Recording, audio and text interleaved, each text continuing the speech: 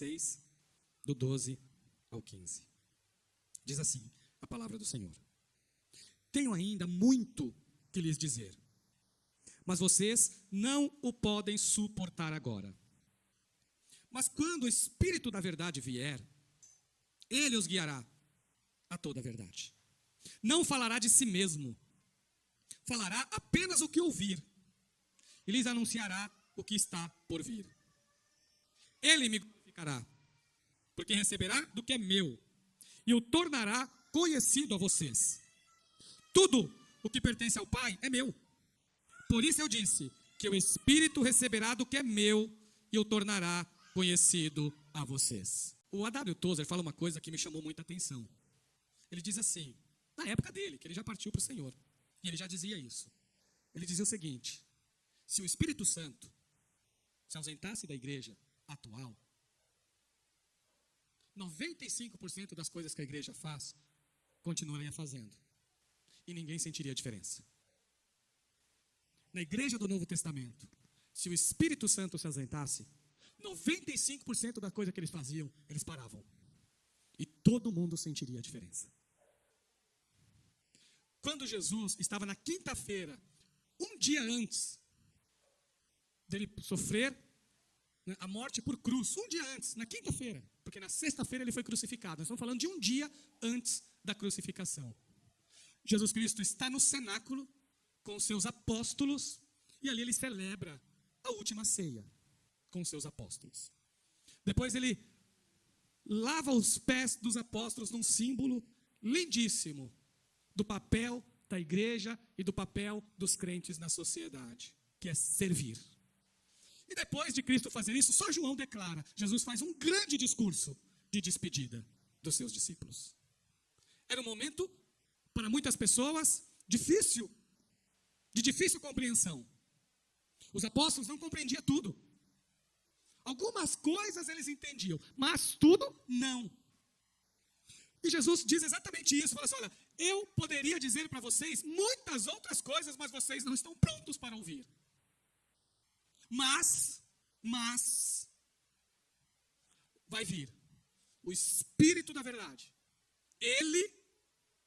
Ele os ensinará, ele os guiará, ele os orientará, ele dará continuidade à obra que eu iniciei. Igreja sem Espírito Santo não é igreja, é clube, é reunião de pessoas simplesmente, é passatempo, pode dar o nome que for, mas se não há o Espírito, não há uma igreja. É ele que autentica. Só é cristão quem é habitado pelo Espírito Santo de Deus.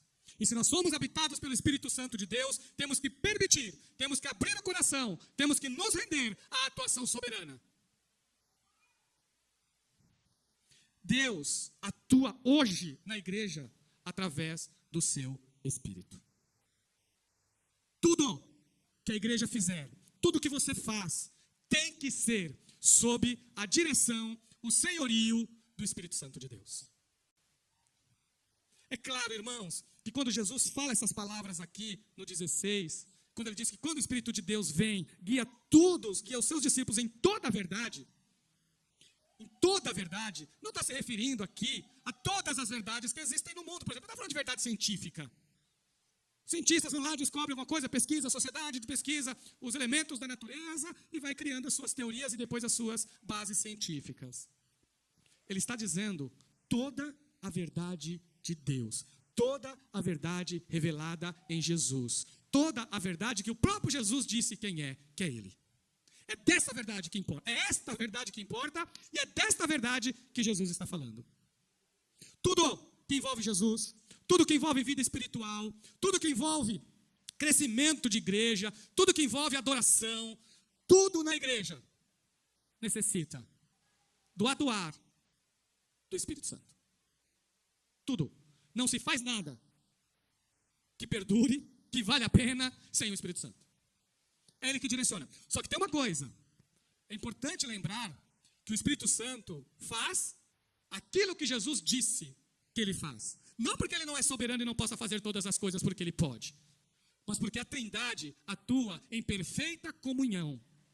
Nenhum atua independente do outro. Nenhum atua independente do outro. A Trindade, ela atua de forma completa. Ela está presente em tudo aquilo que você precisa, em tudo aquilo que você atua, em tudo aquilo que você realmente vai fazer diferença na vida de alguém. É o Espírito da verdade. Vamos ler aqui. Tenho ainda muito o que lhes dizer, mas vocês não podem suportar agora. Mas quando vier o Espírito da verdade, ele vos guiará em toda a verdade. Toda ela. Começando lá de Gênesis até Apocalipse. Só existe palavra de Deus, meus irmãos, só existe uma Bíblia para você ler, porque o Espírito Santo inspirou seus autores. Só existe um livro sagrado ao qual nós cremos, porque esse livro foi autenticado pelo Espírito Santo de Deus. Lá no Gênesis, ele já atua. Porque ele pairava sobre a face das águas. Ele deu ordem, irmãos. Ele deu ordem, organização a todo o processo de criação. Aquilo que antes era um caos se torna ordem. Aquilo que antes era vazio começa a se encher, porque o Espírito Santo esteve sempre atuando. Ele esteve na criação. Jesus esteve na criação. A Trindade atua desde a criação do mundo, porque é eterna. Porque é eterna. Deus Pai é eterno, Deus Filho é eterno e Deus Espírito Santo é eterno. Então ele é soberano. Ele é Deus. O Espírito Santo é Deus. É a terceira pessoa da Trindade. Você sabe do que nós estamos falando aqui? Nós não estamos falando aqui, eu preciso do Espírito para ter poder, como se ele fosse alguma força. O Espírito é a pessoa que dá poder. Ele não é o poder, ele é a pessoa que concede o poder. Ele é a pessoa que capacita os crentes. Em João, é chamado de Paráclito. Em João é chamado de Paráclito. É a palavra grega que João coloca, é uma palavra de João mesmo, que ele dá para o Espírito Santo. Tem outros termos, mas João dá esse termo, que ficou bem famoso, até no campo das pesquisas. É a palavra Paráclito. Ela tem vários significados, claro, na língua grega. Mas os gregos não bíblicos, falando na língua grega mesmo, ela tinha um sentido militar também. Ela tem vários sentidos, como eu disse para vocês. É advogado, ajudador. Tem vários sentidos dessa palavra para o Paracleto. Mas os gregos tinham um momento que eles chamavam de Paracleto também. É um outro sentido que tem para a palavra. Mas olha que interessante. Porque quando os soldados iam para uma batalha, eles iam sempre em dois. Porque um ficava de costa para o outro. Porque um protegia o ponto cego do outro. Então, quando eles estavam em batalha, um ficava de costa e o outro ficava de costa. O outro soldado que ia para ajudar o outro tinha um nome em grego, era Paráclito. Então, essa é a evolução do termo. Não é? Tem outros sentidos, claro. Mas isso já chama a nossa atenção, que a palavra tem sempre essa ideia de um ajudador, de um apoiador, de alguém que está ao lado, de alguém que ajuda. Esse é o Espírito que está na igreja. Hoje, irmãos, se nós observarmos a Bíblia do jeito que ela está aqui, é do jeito que a Bíblia que nós recebemos foi a Bíblia que o Espírito Santo autorizou. Porque vocês hoje vivem de rede social, então de vez em quando eu tenho que entrar nisso. Eu procuro evitar nisso, mas eu tenho que falar de vez em quando, porque vocês estão toda hora olhando no celular. Existem pessoas, se vocês não tomarem cuidado, dizendo assim, olha, tem livro que podia estar na Bíblia. Você já deve ter ouvido falar, é um livro muito famoso que eu escutei, o Enoque, já falaram esses dias. Vocês podem encontrar lá, olha, o livro de Enoque podia estar na Bíblia. Aí começa a conjecturar um monte de ideia por que esse livro tem que estar na Bíblia. A melhor resposta que você pode dar para a pessoa é assim, olha, se fosse para estar na Bíblia, o Espírito Santo tinha autorizado. Pronto. Essa é a melhor resposta. Se o Espírito Santo não autorizou, é porque não é para estar.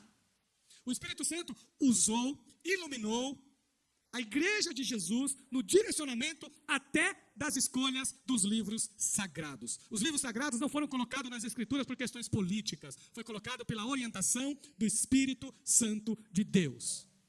E é isso que ele está dizendo para os apóstolos, para os seus discípulos. Dizendo o seguinte, olha, vocês vão lembrar de todas as minhas palavras. O Espírito vai fazer isso. E vocês serão guiados em toda a verdade. Então, o primeiro cumprimento disso aqui que Jesus falou, o primeiro cumprimento acontece já na vida dos apóstolos, quando eles começam a escrever o texto sagrado. Eles escreveram guiados, inspirados e direcionados pelo Espírito Santo. E eles mesmos falam que lá no Antigo Testamento também foi assim. Foi o Espírito que inspirou Davi a escrever os seus poemas que estão nos Salmos. Foi o Espírito que usou Moisés a escrever os primeiros livros da Bíblia. Os autores foram lembrando as palavras de Jesus, foram lembrando aquilo que o Espírito Santo lembrava, eles escreviam. Isso é inspiração. Isso é a atuação do Espírito de Deus. Só existe igreja por causa do Espírito. Só existe Bíblia por causa do Espírito. É claro que muitas vezes, por falta de compreensão, se atribuíram ao Espírito obras que ele não realizava. Por exemplo, quando o Espírito inspirava, quando eles orientavam, ele só tinha uma função: glorificar o nome de Jesus. Jesus disse: ele me glorificará, porque há de receber do que é meu. Então o Espírito Santo, ele nos orienta nas obras de Jesus. Muito cuidado quando pessoas começam a dizer por aí: olha, o Espírito está me orientando a isso. Se não traz glória a Jesus, se não tem relação com Jesus, não é do Espírito Santo. Vou dizer mais uma vez, isso não estou dizendo que o Espírito Santo não possa fazer aquilo que ele quer, porque ele é soberano. Mas é ele mesmo quem diz que ele glorifica Jesus. É ele mesmo quem diz que ele só guia em toda a verdade. E ele, ao fazer isso com os discípulos, e ao inspirar os discípulos a escrever o texto sagrado, ele já estava orientando, guiando em toda a verdade. A Bíblia é a revelação de Deus. Ela é a revelação de Deus. A palavra de Deus de verdade está na Bíblia. A palavra de Deus está nas Escrituras. Ela é a palavra de Deus. É isso que nós precisamos entender. Eu quero ouvir a voz de Deus. Abra as Escrituras, você vai ouvir. Aquela ideia de que, por exemplo, fechado é um livro comum, aberto é a palavra de Deus. Não, irmãos. Ela é a palavra de Deus, fechado ou aberto, é você que não lê. Ela não muda, ela continua sendo a palavra de Deus. Você só precisa ler. A Bíblia foi feita para ler, meus irmãos. É para ler que ela foi feita. O Espírito Santo inspirou as pessoas para que eles lessem. A Bíblia não é um amuleto.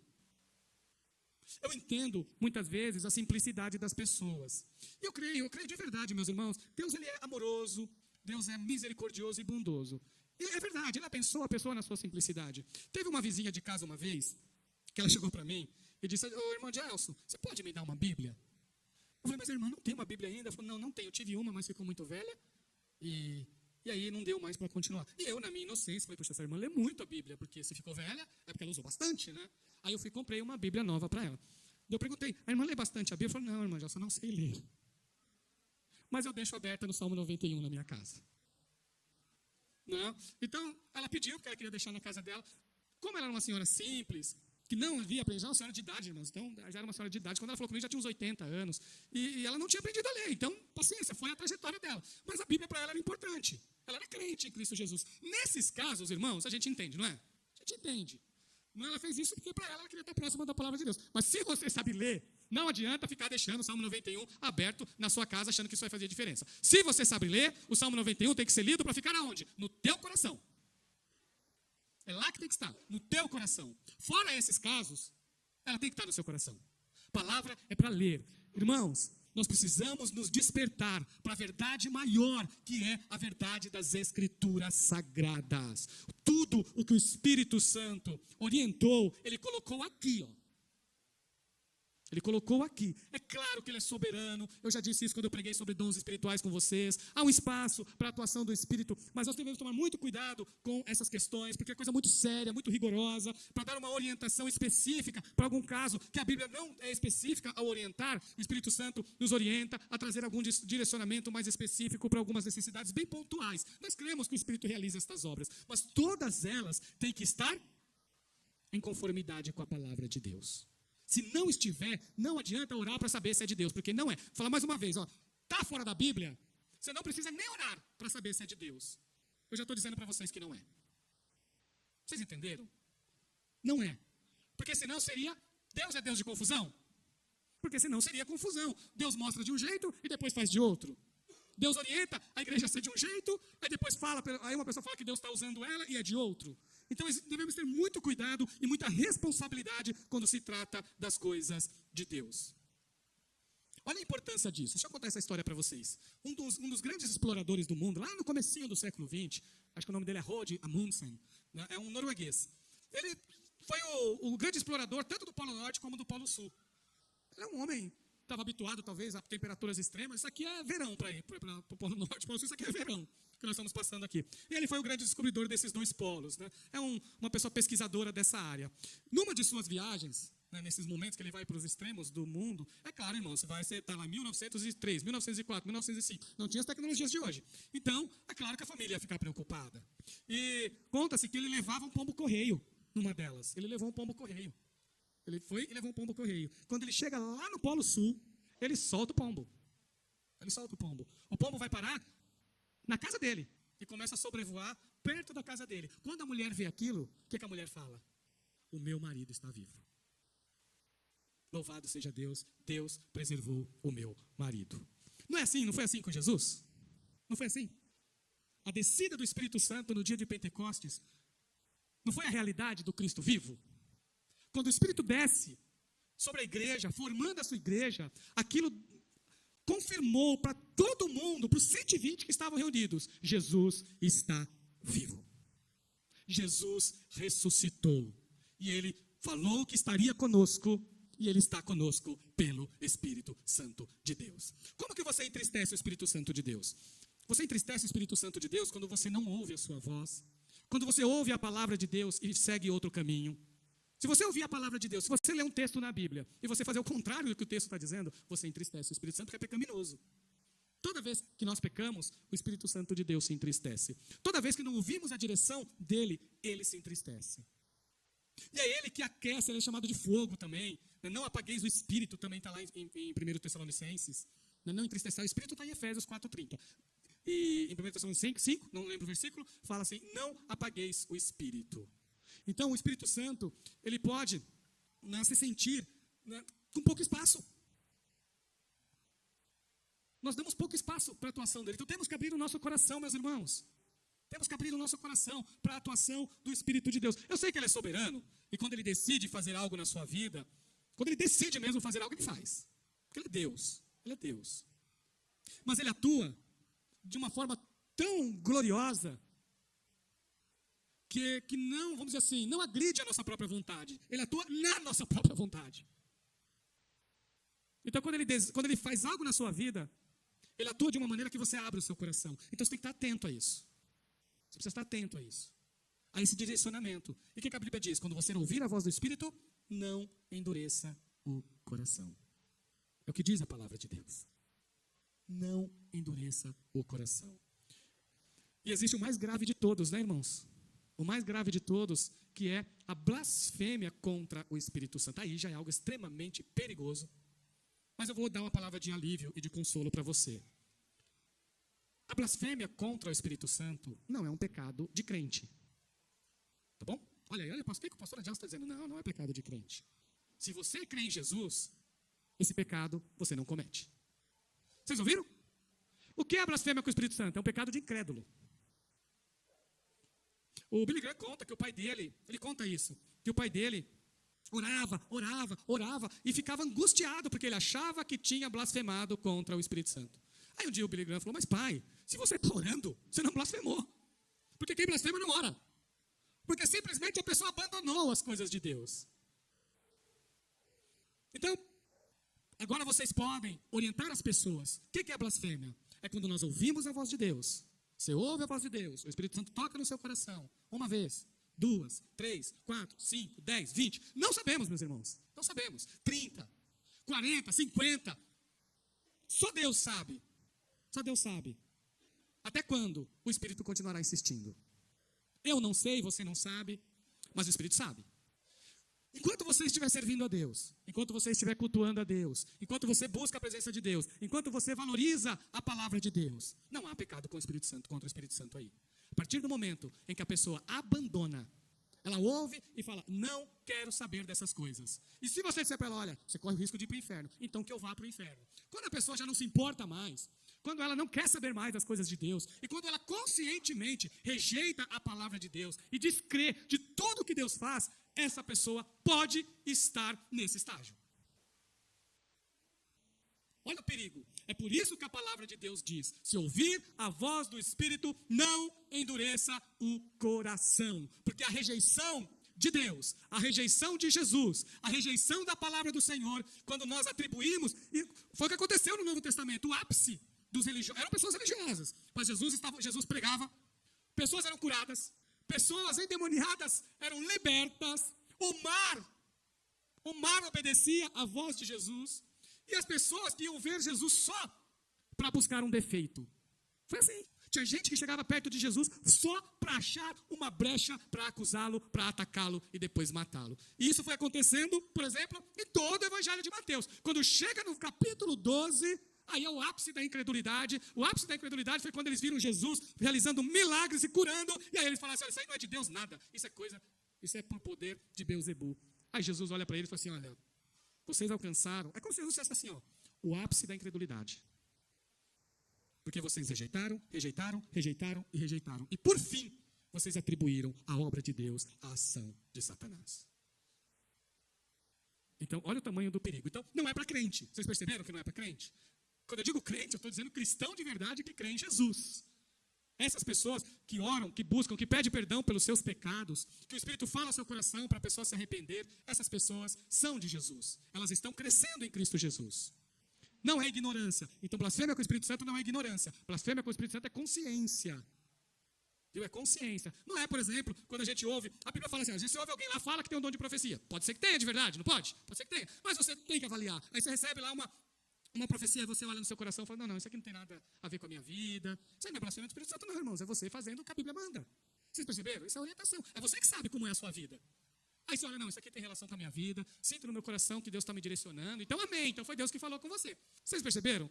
Então, profecia tem que tomar muito cuidado, então ela tem que ter relação. Então não é blasfemar nada quando vem uma coisa, não é de Deus, então não é, irmãos, não tem a ver com a tua vida, não tem a ver mesmo. Não precisa ficar, não tem relação, acabou, não tem relação.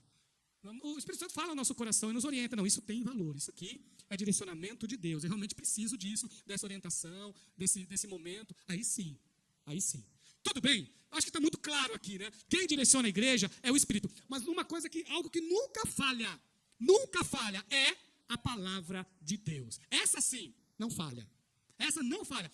A maior prova, qual era a chance das profecias do Antigo Testamento se cumprirem todas em Jesus? Quando se pega todas as profecias messiânicas, que culminam na pessoa de Jesus, a chance era mínima de se cumprir, se não fosse Deus. Humanamente, não se cumpriria. Mas como foi inspirado pelo Espírito, como foi os profetas de Deus que falaram de Jesus, se cumpriram. Todas se cumpriram conforme Deus falou. E olha que eram bem específicas.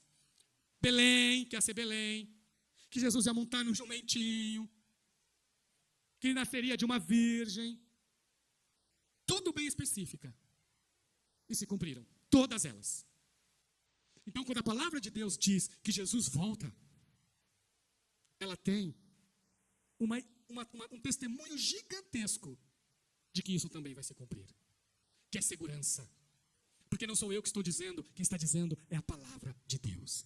E se Jesus disse, eu voltarei para buscar a minha igreja, nós temos que crer porque Ele há de fazer isso. Ele há de cumprir. A palavra não falha. Meus irmãos, olha que Ele guia a igreja em toda a verdade. Em toda a verdade. E essa verdade está registrada nas páginas das Escrituras. Então nós temos que amar mais a palavra de Deus. Amar de verdade, dizer como salmista, ó, quanto amo a tua lei, é a minha meditação, dia e noite. Quanto mais você lê, quanto mais você cresce, quanto mais você aprende, mais maduro e madura você é. A maturidade vem na sua vida quando as Escrituras estão no seu coração e na sua mente. E não é decorar, é aprender e viver. Aprender e viver. Aprender e viver. Ele me glorificará porque receberá do que é meu e o tornará conhecido a vocês.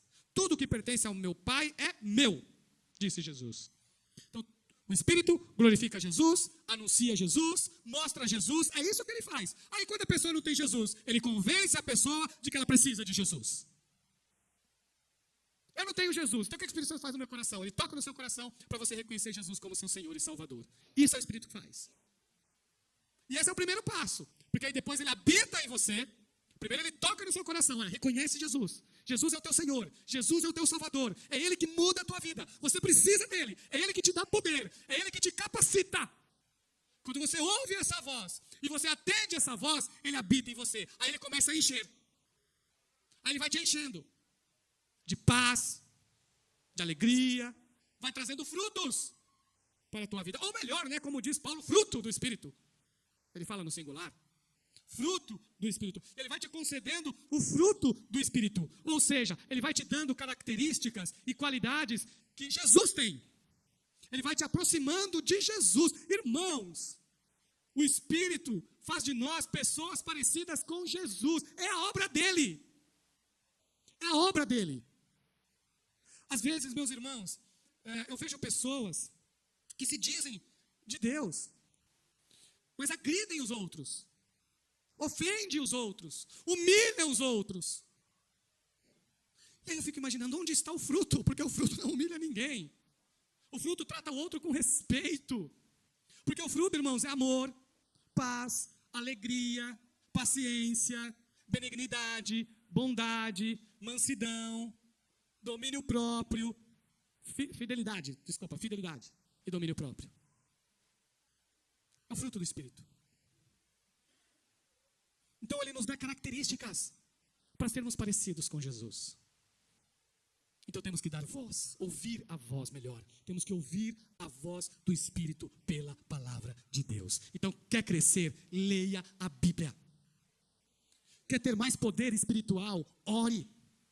Esse é o caminho, meus irmãos, não tem outro. O único caminho é oração, leitura, meditação, jejum. É esse o caminho. Todos nós sabemos o caminho para crescer. Não adianta dizer, falar assim, olha, pastor, eu não sabia que para crescer espiritualmente tinha que orar. Todo mundo sabe. Ah, pastor, eu não sabia que para eu ter sabedoria, a sabedoria que Deus dá tem que ser direcionada pela palavra de Deus, que todo mundo também sabe. Eu disse para vocês sobre os dons que Deus atua na igreja. Quando nós ouvimos a voz de Deus pelo Espírito Santo, as atuações espirituais dentro da igreja também serão direcionadas pelas Escrituras Sagradas. Tudo em nós é direcionado pelas Escrituras Sagradas. Nós precisamos, irmãos, de mais palavra. Os tradutores da Bíblia, lá na África, temos homens e mulheres de Deus que fazem traduções. Eles foram numa língua chamada Carre, uma língua na África. É falado ali, tem algumas pessoas em Camarões e na região central ali da África, tem mais ou menos umas 100 mil pessoas que falam essa língua.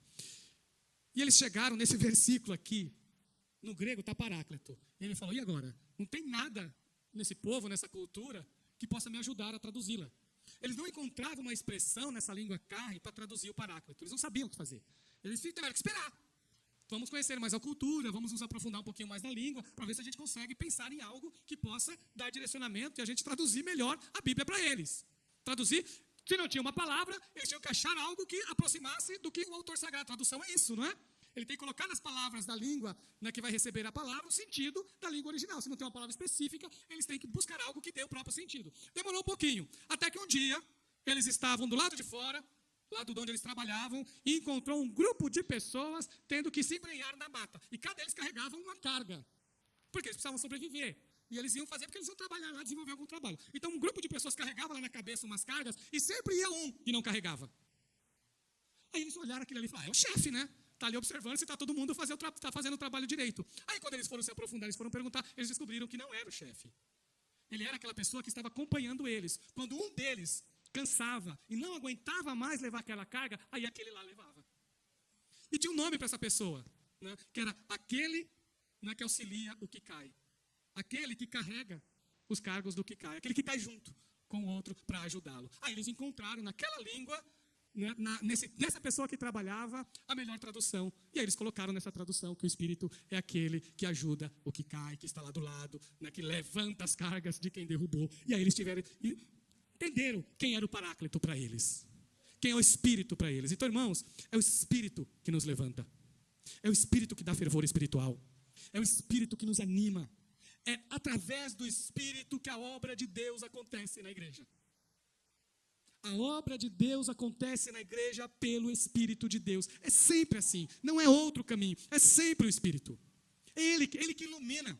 Ele que fala, Ele que orienta, Ele que dá direção. Ele é uma pessoa, tem que ficar muito claro isso para vocês, então ele tem vontade, personalidade, pode-se pecar contra o Espírito Santo. Pode-se pecar contra? Pode, é só ler Atos 5. Quando Ananias e Safira mentiram na hora de entregar a sua oferta, leia o texto lá, o 4:5, vocês vão perceber Pedro dizendo assim, olha, você pecou contra Deus. No versículo embaixo ele fala, você pecou contra o Espírito Santo, falando do mesmo pecado, mas no versículo se referindo a Deus e ao outro ao Espírito Santo, tratando o Espírito Santo e Deus de forma intercambiável. Afirmando, uma afirmação de que houve um pecado contra o Espírito Santo. Então, meus irmãos, é uma pessoa, e é Deus. Vocês entenderam? É uma pessoa, o Espírito Santo é uma pessoa, e o Espírito Santo é Deus. Vocês têm, habitando dentro de vocês, Deus. Toda a obra de Jesus é realizada hoje pelo Espírito Santo de Deus. Nós temos Bíblia por causa do Espírito Santo de Deus. O mundo foi criado com o Espírito Santo de Deus. O Espírito Santo atua desde sempre neste mundo. Sem ele não há conversão. Sem ele, esse mundo deixa de existir. Simplesmente deixa de existir. É por isso que algumas pessoas interpretam um texto lá de... Depois um dia mais na frente a gente aprofunda isso. Algumas pessoas acreditam que a igreja vai passar lá um arrebatamento, né? Não é a minha defesa, mas aí algumas pessoas dizem assim, olha, quando a igreja for arrebatada, o Espírito Santo vai também. Eu nunca entendi isso, gente. Sinceramente eu falo, mas como? Se lá na criação ele estava. Sem ele não tinha nem criação. O Espírito Santo saiu, acabou isso aqui. Tem mais o que tem aqui? Não tem mais. Sem a presença do Espírito. Então é claro que eu não defendo esse versículo desse jeito. Não é? Eu tenho outro tipo de defesa. Quando eu leio essa passagem de 2 Tessalonicenses, que fala do que será tirado, daquele que resiste será tirado, eu entendo. O texto não diz o que é, mas eu interpreto que se refere à ordem, à organização, ao governo, humano, tá? Humano mesmo, é assim que eu interpreto. Porque eu não consigo conceber uma pessoa se convertendo sem o Espírito Santo. Não entra na minha cabeça, sem a atuação do Espírito de Deus. A igreja de Jesus é igreja, porque o Espírito Santo está aqui. Amém? Vocês entenderam? Então, irmãos, tudo que você fizer, todo direcionamento que você tiver, tudo o que você fizer na tua vida, busque o direcionamento do Espírito Santo. Espere. Não tenha pressa. Não tenha pressa, não. Vou dar esse conselho para vocês. Você quer ter um direcionamento? Ouça a palavra de Deus. Ele atua de diversas formas. Pastor, eu tenho uma decisão muito difícil para tomar na minha vida. Não se precipite. Não se precipite. Primeiro descubra se a Bíblia orienta ao contrário. Porque se ela orientar diferente, acaba a oração aí. Você precisa orar para Deus te dar condições, poder, para você cumprir o que está na palavra dele. Isso que você tem que orar. Senhor, a tua palavra diz assim, mas eu quero fazer assim. Então você ora para Deus mudar a sua mente, porque Deus não vai mudar a palavra dele. A palavra dele não vai mudar, quem tem que mudar é você. Então você ore a Deus, busca a direção de Deus, para você cumprir o que está na palavra de Deus. É isso que você tem que fazer. Agora, se você perceber que a Bíblia não tem uma orientação específica, e pelos princípios da palavra de Deus, você pode tomar essa decisão, ainda assim, você tem que procurar saber se ela é da direção de Deus. Aí você vai orar, você vai conversar com o pastor, você vai conversar com o irmão experiente, ou com alguém que teve uma experiência semelhante à sua, uma pessoa da sua confiança. Você vai ouvir a pregação da palavra de Deus, você vai aguardar até Deus falar na palavra dele através de um pregador. Então você vai orar, você vai ler a Bíblia para buscar direcionamento, você vai ler passagens que vai te iluminando e trabalhando no seu coração, e assim você vai orar, e assim você terá o direcionamento de Deus para a tua vida. Amém, irmãos? Está fora da Bíblia? Acabou. Não é da vontade de Deus. A Bíblia dá um espaço para essa orientação, aí sim você ora, você busca a direção, você aguarda, você continua orando, você continua buscando a Deus, e Deus vai te direcionar.